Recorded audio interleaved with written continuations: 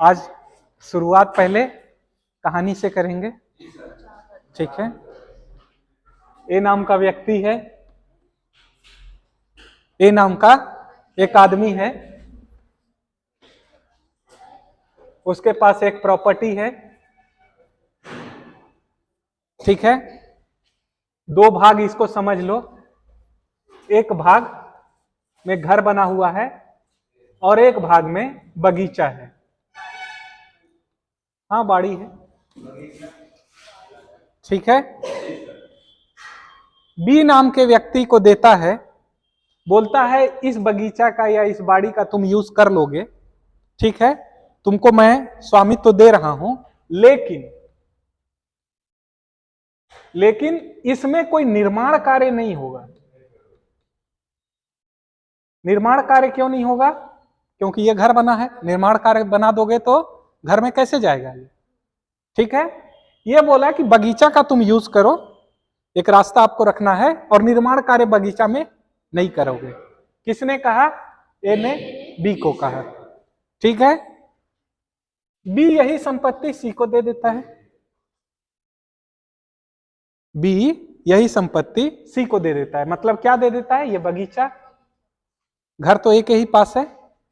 ये वाला घर जो है वो डी को दे देता है, ठीक है। समझ में आ रहा है क्या हो रहा है? घर चला गया डी के पास और बगीचा चला गया बी के माध्यम से। चारों जानते हैं कि शर्त क्या है, चारों जानते हैं। ये एग्जाम्पल है टल्क वर्सेस मोक्से का, ये केस नाम है टल्क वर्सेस मोक्से,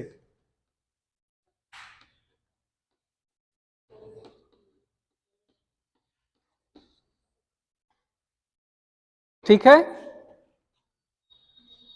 ये धारा 40 जो है ये टल्क वर्सेस मोक्से के प्रतिपादित सिद्धांत पे ही आधारित है।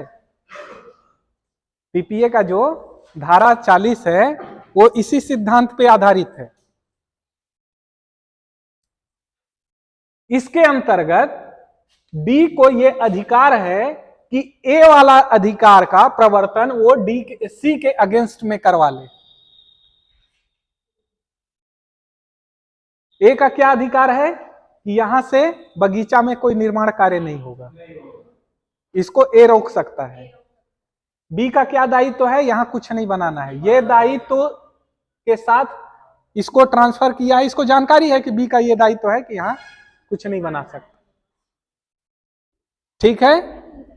तो इसके अधिकार का प्रयोग ये और इसके दायित्व का प्रयोग इसको करना होगा।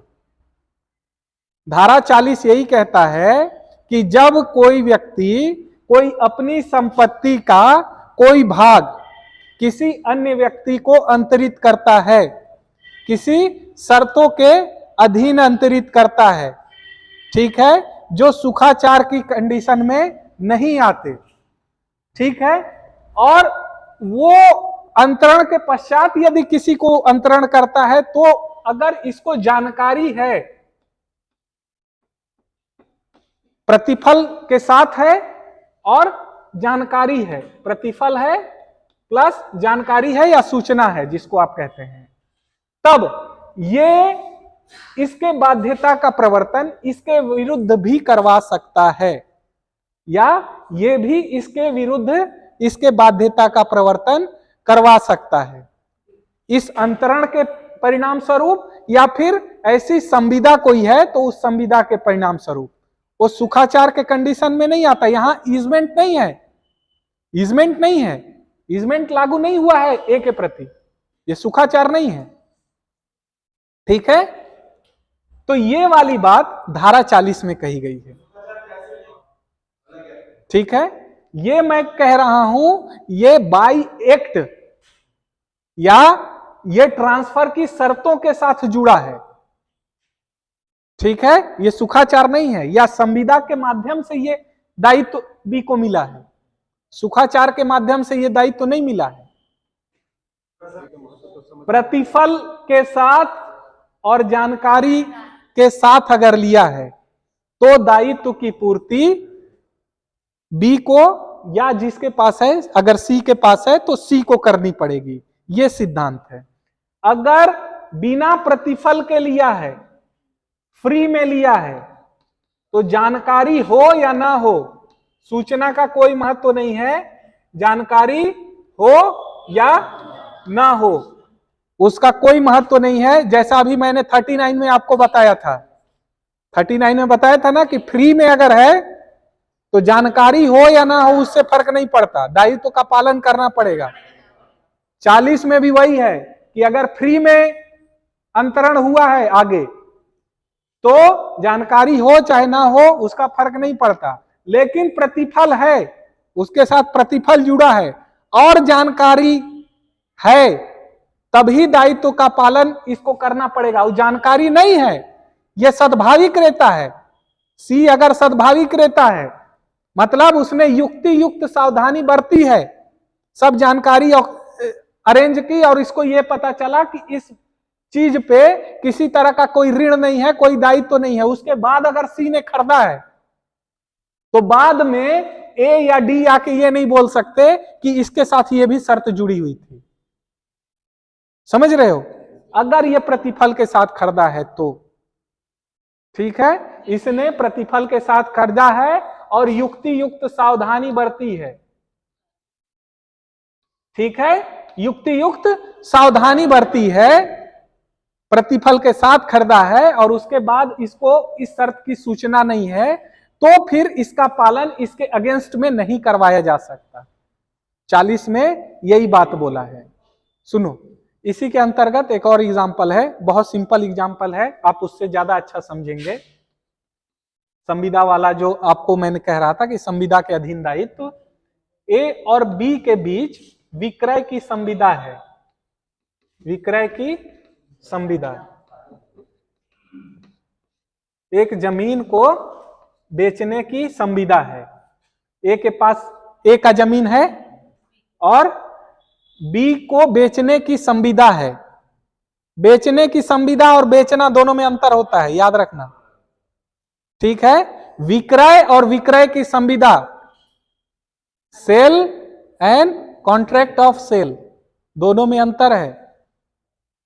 ठीक है, ए और बी के बीच विक्रय की संविदा है कि मैं तुमको 1 लाख रुपए में ये जमीन बेचूंगा। ठीक है, 1 अप्रैल को बेचूंगा। कब बेचूंगा? 1 अप्रैल को। ठीक है, तारीख आज क्या है? 21 मार्च। ठीक है, दोनों के बीच संविदा है, 1 लाख रुपए में बेचने की संविदा है। धीरे धीरे उड़ते उड़ते खबर पहुंच जाती है सी को कि 1 लाख रुपए में बेच रहा है।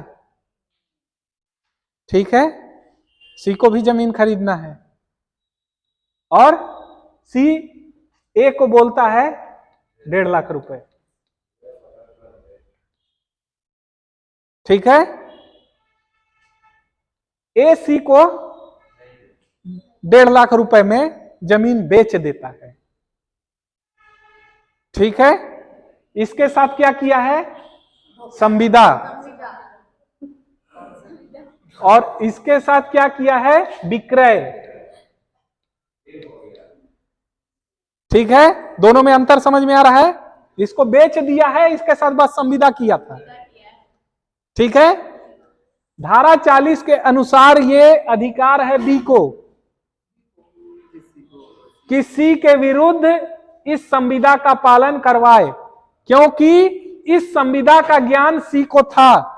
भले ही सी ने प्रतिफल के साथ विक्रय करवाया है, सी के पक्ष में विक्रय हुआ है, भले प्रतिफल के साथ हुआ है, लेकिन इसको जानकारी थी बी के साथ संविदा की। अब बी को अधिकार है कि वो सी के अगेंस्ट में इस संविदा का पालन करवा ले। यही धारा 40 है। ठीक है, टाइम स्पेसिफाई नहीं है, टाइम स्पेसिफाई नहीं है। हाँ, पहला अगर नहीं किया तो दूसरा करेगा, दूसरा नहीं किया तीसरा करेगा, सबके पास राइट है।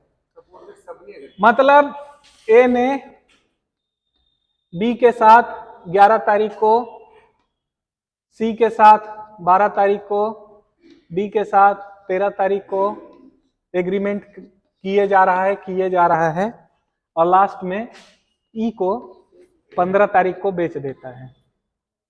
ठीक है, तो ई के अगेंस्ट में इसको भी अधिकार है, इसको भी अधिकार है, इसको भी अधिकार है। ठीक है, ठीक है, समझ रहे हो। लेकिन ए ने अगर सी को बेच दिया तो सी के अगेंस्ट में केवल इसको अधिकार है। ए ने अगर डी को बेच दिया तो बी को भी अधिकार है, सी को भी अधिकार है कि तुम तो इससे पहले मेरे से संविदा किए थे। समझ गए। लॉ क्या है? सिंपल चीज है, बहुत सिंपल चीज है, ये न्याय पे आधारित चीज है। तुमको देख के समझ में आएगा कि इस मामले में यही न्याय हो सकता है। क्या है ना कि आप अगर ये जो अभी मैंने एग्जांपल दिया इसमें अगर आप देखेंगे तो न्याय यही हो सकता है कि जो 15 में आया उसको बाद में लास्ट में मिलेगा। विधि भी हमेशा न्याय का अनुसरण करती है। विधि क्या है? न्याय का अनुसरण करती है। Law follow justice. ठीक है।